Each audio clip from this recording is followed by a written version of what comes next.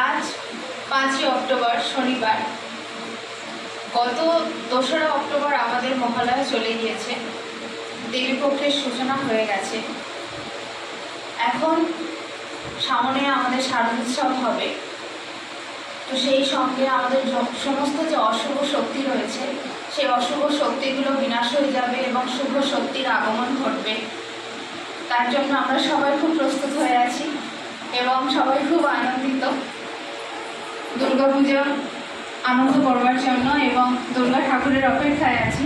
মা আসবে আমাদের সকলের সামনে। তো সেই সঙ্গে আমাদের সকলের মধ্যে শান্তি, সৌজন্যতাবোধ, ভ্রাতৃত্ববোধ সব কিছু বজায় রাখবো। এবং আজ আমরা আগমনী অনুষ্ঠানের জন্য এখানে উপস্থিত হয়েছি। ঠিক আছে?